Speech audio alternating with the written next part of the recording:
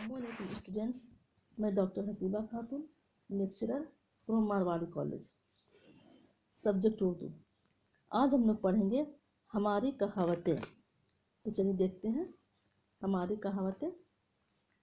एक इंसान ही तो है जो बामानी लफ्ज़ बोलता है, इसलिए हैवान नातिक कहलाता है। इंसान लफ्ज़ों और जुमलों के अलावा इशारों और कनाइयों का भी सहारा लेता है। बात को इस्तेमाल करने का मौसर तरीक़ा कहावत या मसल भी, जिसे ज़रबुल मसल कहते हैं, यानी कि मिसाल देकर बातें करना।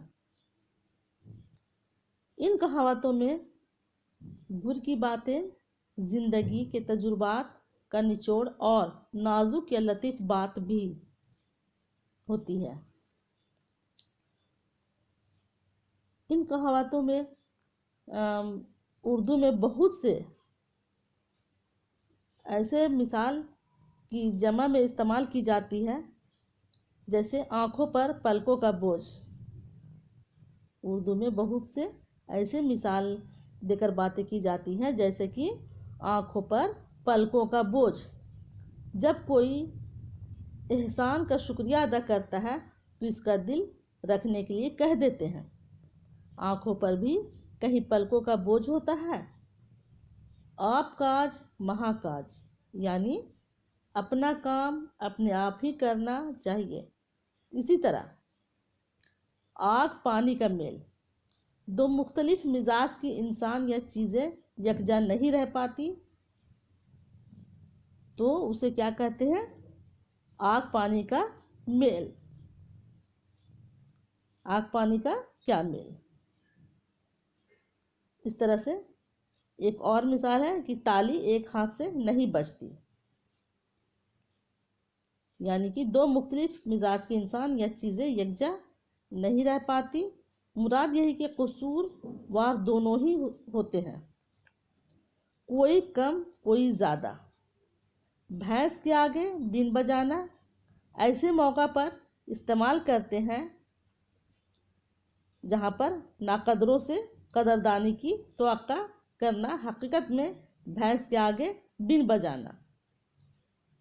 इस तरह से एक और मिसाल है, या मिसाल कहें या कहावत कहें, एक और है क्या, पांचों उंगलियां एक सी नहीं होती।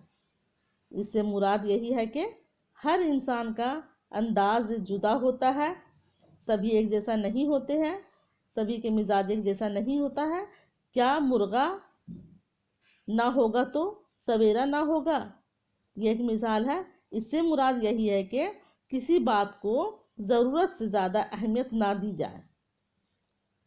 एक और मिसाल है, चने चाबो या नफेरी बजा लो, यानी एक वक्त में एक ही काम करो। सोते को नहीं जगाता, यानी कि सोया हुआ सोते को नहीं जगाता।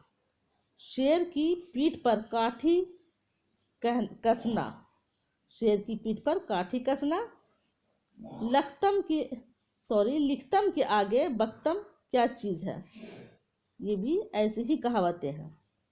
हमारी ज़ुबान के अल्फाज का सरमाया मुहावरात और कहावतें उस ज़माने की यादगार हैं जब हम आज़ाद थे।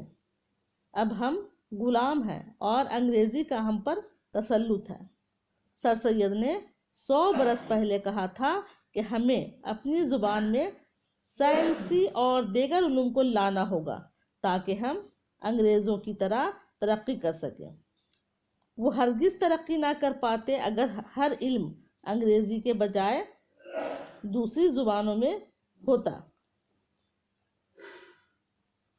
तो कहावत क्या है, उम्मीद है आप लोग समझ गए होंगे।